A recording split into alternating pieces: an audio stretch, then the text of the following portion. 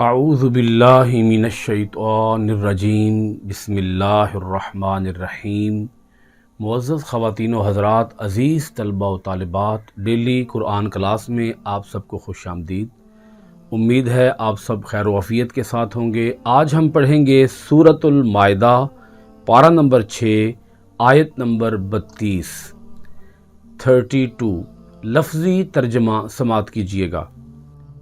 من سے اجلی وجہ ذالکا، اسی من اجلی ذالکا، اسی وجہ سے، کتبنا، حکم لکھ دیا ہم نے، علی، پر، بنی اسرائیل، بنی اسرائیل پر، انہو، کہ، من، جس نے، قتل، قتل کیا، نفسن، کسی انسان کو، بغیر نفس، سوائے قصاص کے،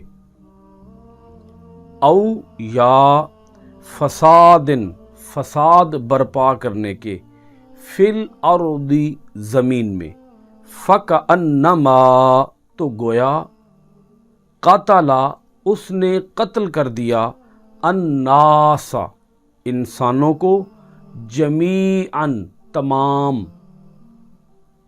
ومن، اور جس نے، احیاہا، بچا لیا کسی جان کو، فکأنما، تو گویا، احیا، بچایا اس نے، الناس، جمیعا، تمام انسانوں کو، وَلَقَدْ، اور بے شک، جاءتہم، آئے ان کے پاس، رسولنا، ہمارے رسول، بالبینات، روشن دلیلوں کے ساتھ، ثم، پھر، ان، بے شک، کثیرن، لوگ، منہم، ان میں سے، بعد ذالک، اس کے بعد، فی الارض، زمین میں، لمسرفون، زیادتیاں کرنے والے ہیں۔ معزز ناظرین کرام، اس آیت مبارکہ کا ربط آیات یہ ہے، اللہ رب العالمین نے اس سے پچھلی آیات کے اندر بڑی ہی تفصیل اور وضاحت کے ساتھ حضرت آدم علیہ السلام کے 2 بیٹوں کا واقعہ بیان فرمایا ہے۔ حضرت حابیل کو قابیل نے قتل کر دیا تھا، وجہ حسد تھی، اور حسد کس وجہ سے تھا؟ ایک بیٹے کی قربانی قبول ہوئی اور ایک بیٹے کی قربانی قبول نہ ہوئی، تو اس حسد کی بنیاد پر قابیل نے حابیل کو قتل کر دیا۔ یہ واقعہ اللہ پاک نے گزشتہ آیات کے اندر بیان فرمایا۔ اس واقعہ کے بیان کے بعد اللہ پاک پھر آگے بیان فرماتا ہے کہ یہ کتنا سنگین جرم ہے کہ ایک انسان کسی دوسرے انسان کو قتل کر ڈالے۔ اللہ پاک ارشاد فرماتا ہے کہ یہ کوئی معمولی سا جرم نہیں ہے، یہ کوئی معمولی سی نافرمانی نہیں ہے، یہ کوئی چھوٹا سا گناہ نہیں ہے۔ اس گناہ کی سنگینی کو اللہ پاک نے اس آیت کے اندر اجاگر فرمایا ہے کہ یہ کتنا شدید نوعیت کا، کتنا سنگین نوعیت کا جرم ہے کہ جس جرم کی بنیاد پر ایک انسان دوسرے انسان کی جان کے ہی در پے ہو جاتا ہے، اس کی زندگی کو تلف کر دیتا ہے، اس سے اس کی حیات چھین لیتا ہے، اس سے اس کی سانسیں چھین لیتا ہے۔ جینے کا حق، زندہ رہنے کا حق، یہ انسان کا سب سے بنیادی حق ہے کہ دوسرے انسانوں کو جینے دیا جائے۔ کسی انسان کو یہ حق نہیں پہنچتا کہ وہ کسی دوسرے انسان کا خون بہا کر اس کی جان کو ضائع کر دے۔ آیت مبارکہ کا جو پہلا جملہ ہے وہ ہے من اجل ذالک، اسی وجہ سے، کتبنا علی بنی اسرائیل، ہم نے بنی اسرائیل پر یہ بات فرض کر دی، یہ بات لاگو کر دی، یہ بات لکھ دی ہم نے بنی اسرائیل پر۔ اب اس سے معلوم یہ ہوتا ہے، اس سے انسان کو اندازہ یہ ہوتا ہے کہ شاید یہ حکم اللہ پاک نے بنی اسرائیل کو دیا، قصاص کا حکم، قتل کی سزا کا حکم کہ جب کوئی ایک انسان دوسرے انسان کو قتل کرے تو قتل کرنے والے کو بطور سزا قتل کیا جائے. تو آیت سے یہ مغالطہ کسی کو نہیں لگنا چاہیے کہ اللہ پاک نے قصاص کا حکم صرف بنی اسرائیل کو ہی دیا ہے. نہیں، بلکہ یہ حکم اللہ تعالیٰ نے سب پیغمبروں کو دیا، سب نبیوں کو دیا. ہر رسول کی شریعت کے اندر، ہر رسول کے دین کے اندر یہ حکم آیا، ہر شریعت کے اندر یہ حکم آیا، قصاص کا حکم. تو اللہ پاک نے بنی اسرائیل پر اس حکم کے لاگو ہونے کی بات کیوں ارشاد فرمائی؟ اس کی وجہ یہ ہے کہ بنی اسرائیل جو تھے یہ بہت زیادہ قتل و غارت گری کے اندر مبتلا تھے. قصاص کے حکم کا تسلسل چلتا آ رہا تھا. اللہ پاک نے ارشاد فرمایا کہ ہم نے بالخصوص بطور خاص یہ حکم لاگو کیا بنی اسرائیل پر، کیونکہ بنی اسرائیل کے لوگ وہ دوسروں کا خون کرتے تھے اور بہت زیادہ کرتے تھے. انہیں دوسروں کا خون کرنے میں کوئی شرم، کوئی جھجک، کوئی آر نہیں ہوتی تھی. اللہ پاک نے آیت کے آخر میں اسی کا ذکر کیا ہے کہ قصاص کا حکم یاد دلانے کے لیے ہم نے ایک نہیں کئی انبیاء کرام کو مبعوث فرمایا. قصاص کا حکم بطور خاص سمجھ لیں، ویسے تو جو بھی اللہ تعالیٰ کا رسول آیا اس نے پورے دین کو آ کر لاگو کیا، صرف قصاص کے حکم کو تو لاگو نہیں کیا.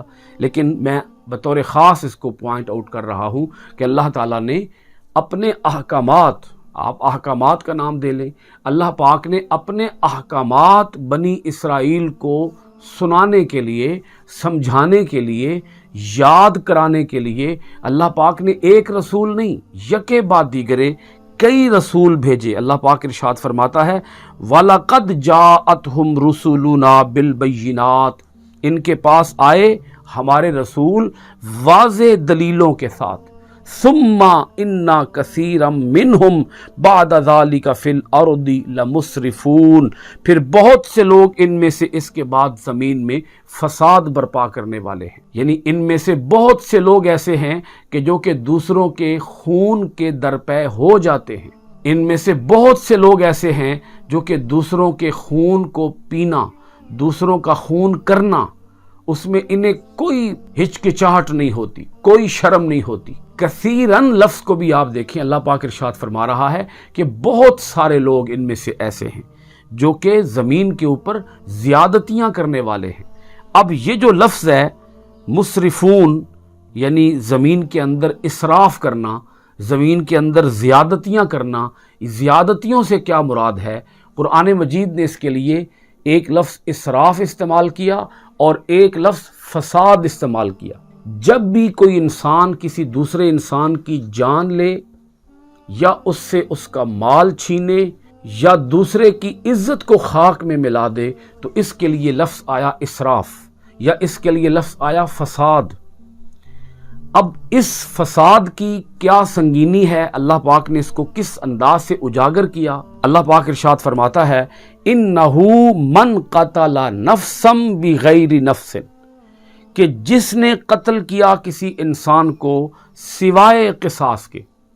یعنی ایک صورت ہے قصاص کی، قصاص کے اندر قصاص لیتے ہوئے کسی دوسرے انسان کو قتل کرنا یہ تو جائز ہے، بلکہ اس کا حکم ہے، یہ تو فرض ہے کہ قصاص لیا جائے. ما سوائے قصاص کے جس انسان نے کسی انسان کو قتل کیا. قتل کی کچھ اور بھی جائز صورتیں ہیں، اس کے اوپر میری الگ سے ایک ویڈیو موجود ہے، آپ اسے بھی دیکھ سکتے ہیں. اس کے اندر میں نے قتل کی 12 جائز صورتیں بیان کی ہیں. ان میں سے مثال کے طور پر ایک صورت یہ بھی ہے رجم کے طور پر کسی کو قتل کرنا. یعنی اگر کوئی انسان زنا کا ارتکاب کرے تو اسے سنگسار کیا جائے، تو اس کا قتل کیا جائے گا سنگساری کے ذریعے، تو یہ قتل بھی جائز ہوگا. اسی طرح مرتد کا قتل، یہ قتل بھی جائز ہوگا. تو قتل کی کچھ جائز صورتیں بھی ہیں. قرآن مجید نے انہی صورتوں کی طرف یہاں اشارہ کیا. اب سمجھیے گا، بغیر کسی قصاص کے کسی انسان کو قتل کر دینا، کسی اپنی ذاتی عداوت کی بنیاد پر، کسی اپنی ذاتی دشمنی کی بنیاد پر، کسی حسد کی بنیاد پر، قرآن مجید اس ذہنیت کا خاتمہ کرنا چاہتا ہے جس ذہنیت کے ساتھ کوئی ایک انسان کسی دوسرے انسان کے خون کا دشمن بن جاتا ہے، اس کی جان کا دشمن بن جاتا ہے۔ قرآن اس ذہنیت کا خاتمہ چاہتا ہے کہ وہ ذہنیت ہی ختم ہو جائے۔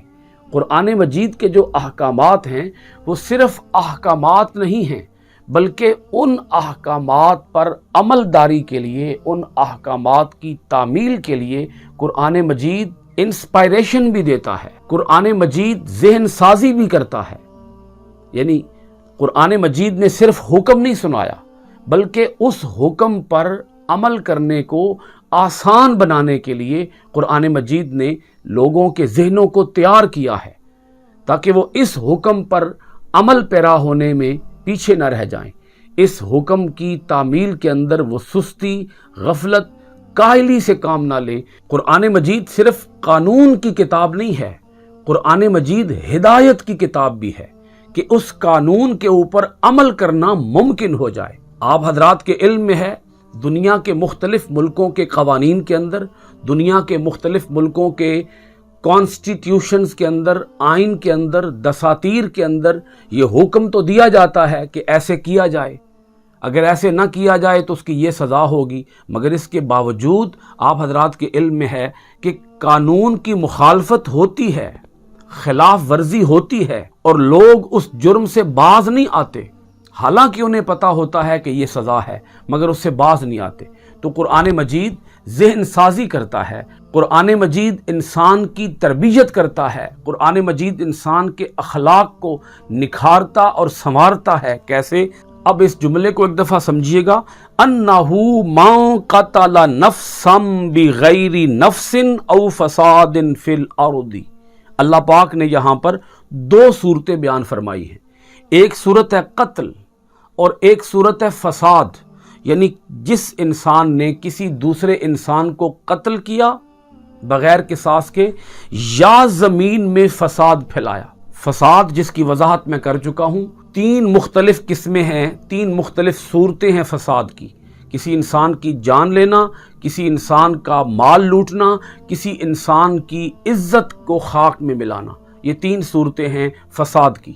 تو جو انسان کسی دوسرے انسان کا قتل کرے یا زمین میں فساد پھیلائے تو اس نے کتنا سنگین جرم کیا۔ اللہ پاک ارشاد فرماتا ہے فَكَأَنَّمَا، تو گویا قَتَلَ النَّاسَ جَمِيعًا، اس نے گویا تمام انسانوں کو قتل کر ڈالا۔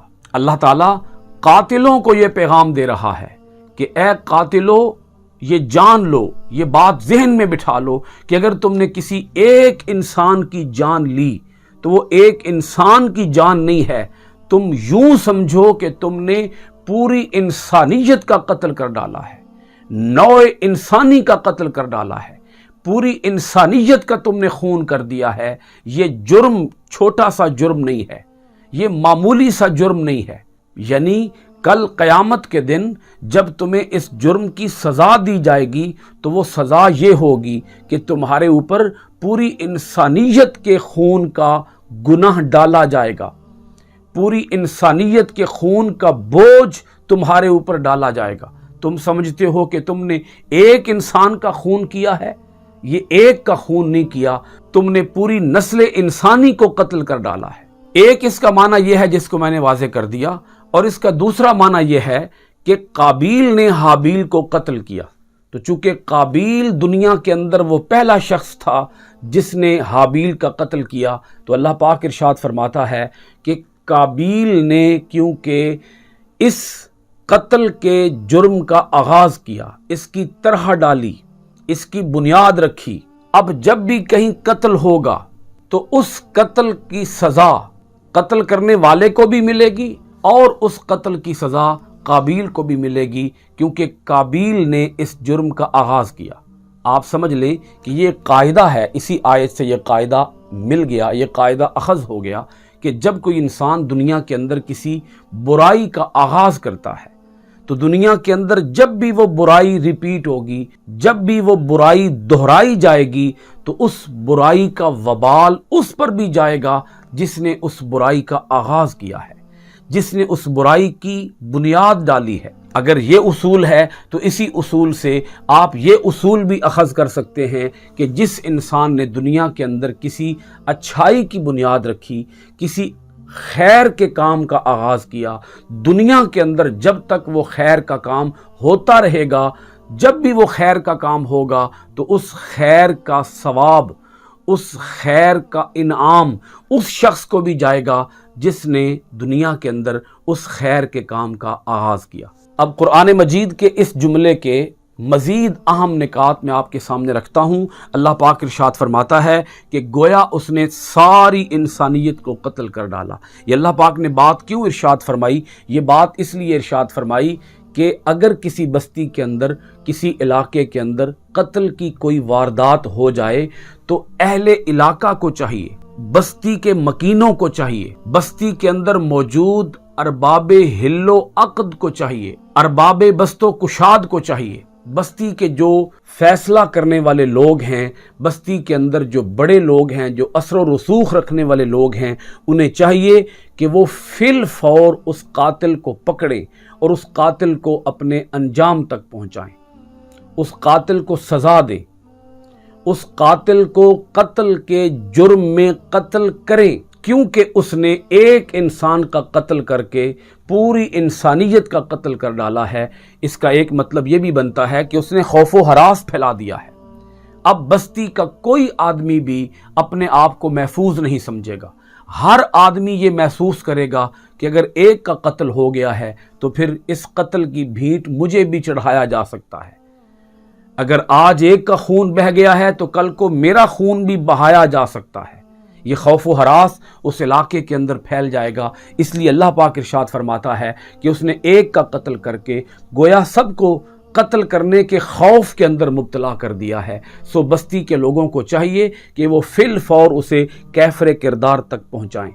دوسرا اہم پوائنٹ اسی جملے کے اندر یہ ہے کہ صرف اہل خانہ کی یہ ذمہ داری نہیں کہ وہ کھوج لگائیں، وہ تلاش کریں کہ قاتل کون ہے، قاتل کو پوری بستی کے لوگ تلاش کریں۔ وہ یہ نہ کہیں یہ اس گھر کا مسئلہ ہے، وہ جانے، ان کا کام جانے، وہ یہ کہہ کے اپنے آپ کو سبک دوش نہ کر دیں، وہ یہ کہہ کے اپنے آپ کو اس فریضے سے بری نہ سمجھیں، بلکہ ہر شخص اپنا فرض محسوس کرے کہ میں نے قاتل کو تلاش کرنا ہے، میں نے قاتل کی کھوج لگانی ہے، میں نے قاتل کو عدالت کے حوالے کرنا ہے تاکہ عدالت اسے سزا دے اور اسے اپنے انجام سے دوچار کرے۔ تیسرا اہم پوائنٹ یہ ہے، اسلامی اخوت کا تقاضا بھی یہ ہے کہ اگر ایک انسان کا قتل ہو گیا ہے تو دوسرے انسان بھی اس قتل کی اذیت کو محسوس کریں، اس قتل کے درد کو محسوس کریں۔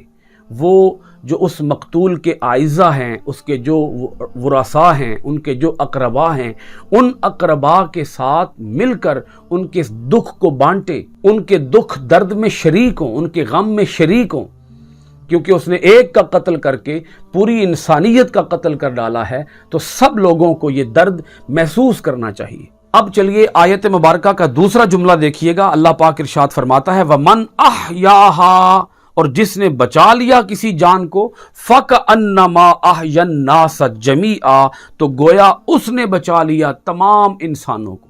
اس کا ایک مطلب تو یہ ہے کہ دوسرے انسانوں کی جان لینی نہیں چاہیے، بلکہ دوسرے انسانوں کی جان بچانی چاہیے۔ جب ہم کسی دوسرے انسان کی جان کو بچائیں گے، کسی کو ڈوبنے سے بچا لیا، کسی کو آگ لگنے سے بچا لیا، کسی کو پھسلنے سے بچا لیا، کسی کو گرنے سے بچا لیا، کسی کو زخمی ہونے سے یا کسی کو چوٹ لگنے سے بچا لیا، تو اللہ پاک ارشاد فرماتا ہے کہ یہ اتنا بڑا اقدام ہے، یہ اتنا حسین خوبصورت عمل ہے کہ گویا اس نے ایک انسان کی جان نہیں بچائی، اس نے ساری انسانیت کی جان بچا دی۔ یہ دو جملے واضح کر رہے ہیں کہ اے لوگو، تم کبھی بھی کسی انسان کی جان نہ لینا، کسی انسان کو گولی نہ مارنا، کسی انسان کا خون نہ کرنا، کسی کا گلا نہ کاٹنا، کسی سے اس کی سانسیں نہ چھیننا، بلکہ تم دوسروں کو جان کی حفاظت دینا۔ یہ ہے اسلام کی تعلیم، یہ ہے دین اسلام کا خوبصورت پیغام کہ دین اسلام قتل کرنے کی اجازت نہیں دیتا بلکہ قتل کی سنگینی کو بیان کرتا ہے، اور دین اسلام دوسروں کی جان بچانے کا حکم دیتا ہے کہ دوسروں کی جان بچاؤ۔ اگر تم نے ایک انسان کی جان بچائی تو تم نے گویا سارے انسانوں کی جان بچائی۔ اسی کے ساتھ ہی یہ بات بھی سمجھیے گا کہ کسی انسان کی جان بچانے سے مراد یہ بھی ہے قاتل کا ساتھ نہ دو، عدالت کے اندر کھڑے ہو کر تم جھوٹی گواہیاں نہ دو۔ اگر تم نے سچی گواہی دی تو یہ بھی جان بچانا ہے۔ اسی طرح عدالت کو چاہیے کہ وہ اس قاتل کا ساتھ نہ دے بلکہ مقتول کے ورثاء کا ساتھ دے، کیونکہ اگر انہوں نے اس قاتل کا ساتھ دیا تو وہ بھی اس قتل کے جرم کے اندر برابر کے شریک ہو جائیں گے۔ الغرض پوری سوسائٹی کو، پوری بستی کو، پورے معاشرے کو یہ میسج دیا جا رہا ہے کہ مقتول کے اقربا کی مدد کرو، قاتل کی مدد نہ کرو، کیونکہ اگر تم نے قاتل کی مدد کی تو یہ بھی ایسا ہی ہوگا کہ تم نے پوری انسانیت کے قاتل کی مدد کی ہے، اور قتل کے جرم کے اندر تم بھی برابر کے شریک ہو جاؤ گے۔ لہذا اس فعل کبیح سے، اس برے عمل سے اپنے آپ کو بچاؤ۔ آیت مبارکہ کے آخر میں جو الفاظ آ رہے ہیں، میں نے گفتگو کے آغاز میں ان کی ہلکی پھلکی تشریح کر دی تھی، تھوڑا سا اس کو مزید سمجھ لیں کہ مدینہ طیبہ کے اندر بھی جو یہود آباد تھے ان کا بھی وتیرہ یہی تھا کہ وہ حضور نبی اکرم صلی اللہ علیہ وآلہ وسلم کی جان کے دشمن تھے۔ وہ حضور علیہ الصلوۃ والسلام کو نعوذ باللہ من ذالک قتل کرنا چاہتے تھے۔ اگر کبھی یہودیوں کے کسی قبیلے کے اندر تصفیہ کرانے کے لیے حضور علیہ الصلوۃ والسلام تشریف لے کر گئے تو یہودیوں نے حضور علیہ الصلوۃ والسلام کو معاذ اللہ دیوار کے اوپر سے پتھر مار کر قتل کرنے کی ناکام کوشش کی۔ اسی طرح آپ سب حضرات جانتے ہوں گے ایک یہودن عورت نے حضور علیہ الصلوۃ والسلام کو زہر ملا گوشت تک کھلانے کی کوشش کی تھی۔ بذریعہ وحی حضور علیہ الصلوۃ والسلام کو مطلع فرما دیا گیا، مگر حضور علیہ الصلوۃ والسلام اس سے قبل ایک لقمہ اپنی زبان کے اندر چونکہ رکھ چکے تھے، اور اسی زہر کا اثر حضور علیہ الصلوۃ والسلام کے جسم مبارکہ کے اندر سرایت کر چکا تھا۔ اور جب حضور علیہ الصلوۃ والسلام دنیا سے پردہ فرما رہے تھے تو آپ نے آخر وقت میں یہ جملہ ارشاد فرمایا تھا کہ میں آج بھی اس زہر کا اثر محسوس کر رہا ہوں۔ تو یہود کی آپس کی چپکلشیں، آپس کی عداوتیں بھی آپ سب حضرات جانتے ہیں۔ یہود کے جو بڑے بڑے قبائل تھے ان قبیلوں کے درمیان جنگیں ہوتی تھیں۔ یہود آج بھی مسلمانوں کے دشمن ہیں، مسلمانوں کا خون کرتے ہیں۔ یہود آج بھی فلسطین کے اندر مسلمانوں کا خون کر رہے ہیں، اور وہ پوری دنیا کے اندر جہاں جہاں بھی مسلمان بستے ہیں ان کے وہ خون کے پیاسے ہیں، ان کا وہ خون کرنا چاہتے ہیں۔ اس لیے اللہ رب العالمین نے یہ بات ارشاد فرمائی، اگرچہ ان بنی اسرائیل کی طرف ایک نہیں یکے بعد دیگرے ہم نے کئی رسول بھیجے۔ رسول لفظ آیا رسول کی جمع کے طور پر کہ ہم نے ایک نہیں کئی رسول ان کے پاس بھیجے، واضح دلائل کے ساتھ ان کو ان کے جرائم سے باز رکھنے کے لیے، ان کی غفلتوں، ان کی کوتاہیوں، ان کی بد عملیوں، ان کی مخالفتوں اور نافرمانیوں سے باز رکھنے کے لیے ہم نے ان کے پاس کئی رسول بھیجے، مگر ان میں سے اکثر لوگ زمین کے اندر فساد پھیلانے والے ہی ہوئے، زمین کے اندر زیادتیاں کرنے والے ہی ہوئے۔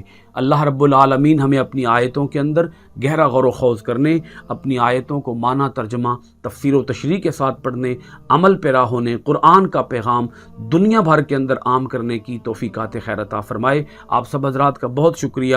آج کی کلاس ختم کرتے ہیں سورۃ المائدہ کی آیت نمبر 32 کے ساتھ۔ انشاءاللہ العزیز آپ کی خدمت میں حاضر ہوں گے سورۃ المائدہ کی آیت نمبر 33 کے ساتھ۔ آپ سب حضرات کا بہت شکریہ۔ السلام علیکم ورحمۃ اللہ وبرکاتہ۔